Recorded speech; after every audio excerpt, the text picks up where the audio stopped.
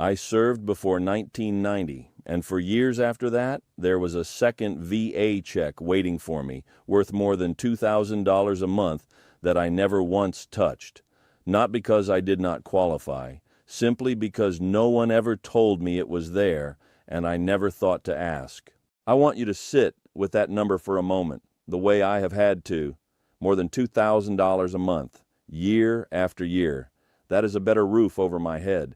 That is help around the house I told myself I could not afford. That is a winter I did not have to spend watching the thermostat.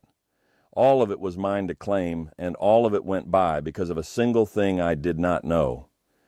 So I am going to tell you exactly how I finally claimed it, and how you can too. But I want to be honest with you first. This is not a complaint, and it is not a sad story. After I found out what I had been missing, I did not sit and feel sorry for myself. I sat down and I learned this subject properly, the way I wish I had years earlier. I read the actual rules. I asked the people who understood them. So what I'm about to give you is not regret. It is the education I paid for with my own missed years, handed to you now for free, so that you do not pay the same way I did. Let me start with what I believed, because I suspect you believe it too. For most of my life, I thought the VA was simple. You get a disability rating or you do not. You get that monthly payment or you do not. And whatever that number happened to be, I assumed that was the end of it. I had my Social Security. I had what I had put away. And I got on with life the way we all do, 1 month at a time. It never once crossed my mind that there might be an entirely separate VA check with its own set of rules that I could already be owed. That belief felt like plain common sense to me. It was also completely wrong, and the gap between what I believed and what was actually true is exactly what cost me all those years. So here's the first thing I learned, and it is the foundation for everything else I'm going to tell you. There are actually two different kinds of VA money for older veterans, and most of us only ever hear about one of them. The first is disability compensation. That is the one everybody talks about. It is tied to a service-connected injury or condition, and it is based on your rating. If that is the only VA money you have ever thought about, you are in the same place I was for years. The second is called the Veterans Pension, and it is a completely different thing with a completely different door. The pension is not about a specific injury at all. It is for wartime veterans who are older or disabled and living on a limited income. It is a separate check paid on top of whatever else you may or may not receive. And I had been walking right past that door for years, never once noticing it was there. Now here is the single word that opens that door: wartime. The VA recognizes certain wartime periods, and if you served on active duty during even one of them, you have already cleared the biggest hurdle there is. And I need you to hear this part clearly, because it is where most veterans count themselves out for no reason. You did not need to see combat. You did not need to go overseas. You did not need a Purple Heart or a single day in a war zone. You simply had to be serving during that window of time. And here is why the year 1990 matters so much. The Gulf War period, as the VA counts it, begins in August of 1990, which means almost every single one of us who served before 1990 was serving during a recognized wartime period, whether we ever thought about it that way or not. I certainly never did. I just did my time and went home. I had no idea that the simple fact of when I served would one day be worth more than $2,000 a month to me. Now let me tell you about the mistakes I made, because I have come to believe they are the very same mistakes keeping you or someone you love from this money right now. My first mistake was assuming I earned too much to qualify. I knew the pension was for veterans of limited income, and in my head I figured I was probably just over whatever the line was, so there was no point in even looking. What I did not understand was how the VA actually counts your income. They do not simply look at what comes in. They subtract your out-of-pocket medical costs first. And once you reach a certain age, those costs are rarely small. When I finally added up everything I was spending on care, on prescriptions, on the help I was starting to need, My income in the eyes of the VA was far lower than the number I had been carrying around in my head. I had disqualified myself based on the wrong math entirely. Let me put that in rough numbers because that is when it finally became real for me. Say a veteran brings in a certain amount each year from Social Security and a small pension. On paper, that might look like too much. But then say that veteran spends a good deal of that every year on medical care and medicine that no one reimburses. The VA subtracts those costs before they ever decide. So the income they actually count can end up thousands of dollars lower than the income you think you have.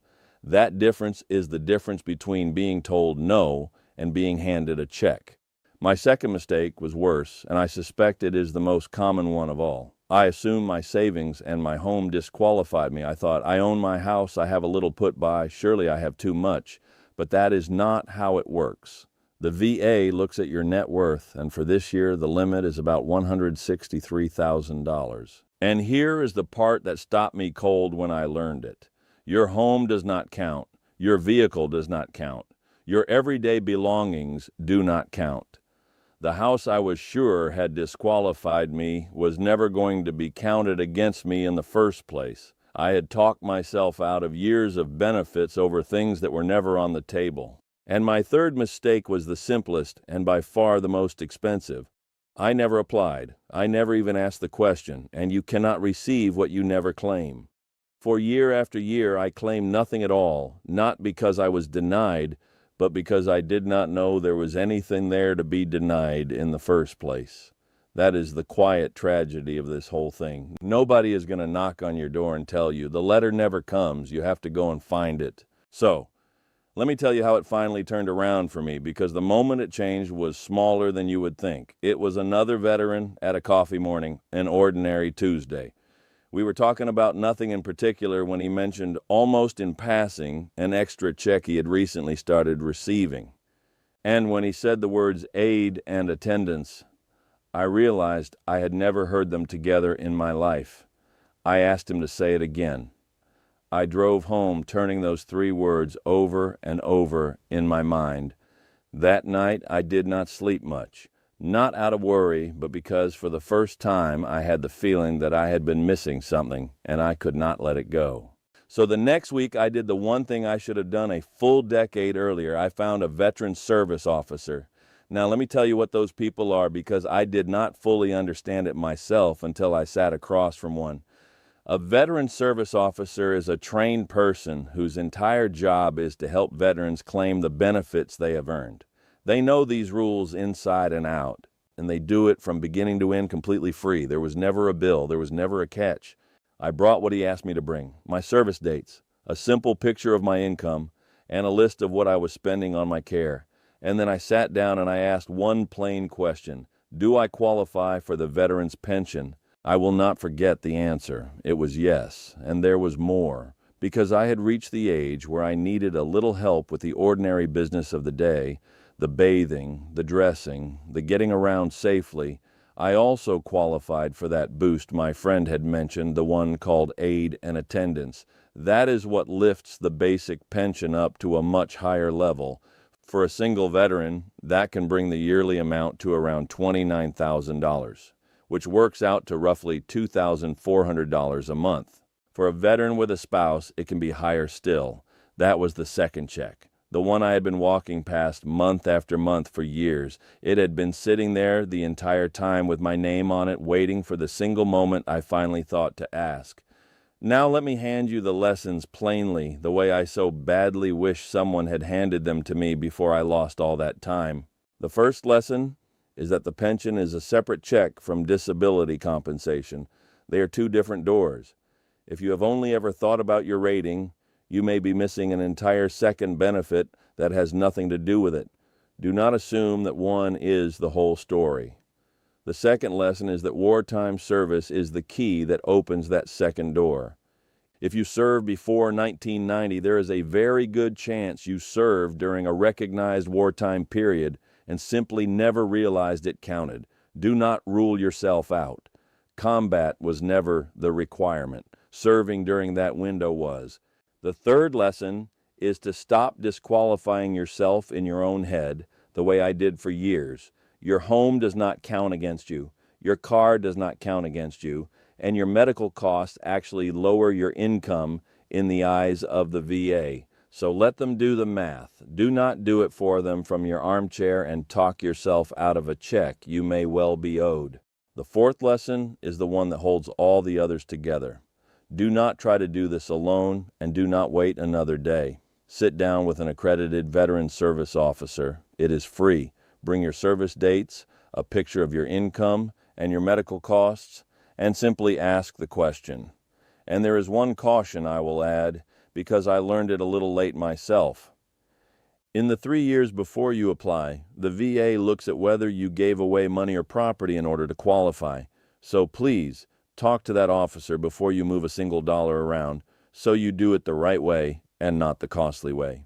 I want to be fair about one thing so that no one hears this and gets their hopes up unfairly. Not every veteran will qualify for the pension. It is built for those living on a limited income, and the exact amount depends entirely on your own situation. This is not a check that everyone who served before 1990 simply receives. But if you are a wartime veteran of modest means, and there are a great many of us, this could be life-changing money sitting there right now, waiting the way mine was, for you to notice the door. And I keep coming back to that word, notice, because the only thing that ever stood between me and that money was noticing that it existed. I did not need to be smarter. I did not need to fight anyone. I just needed one person to tell me, and for years, no one did. So let me be that one person for you today. And then let me ask you to be that person for someone else. Think of one veteran you know who served before 1990, who might be walking past the very same door I walked past for so long.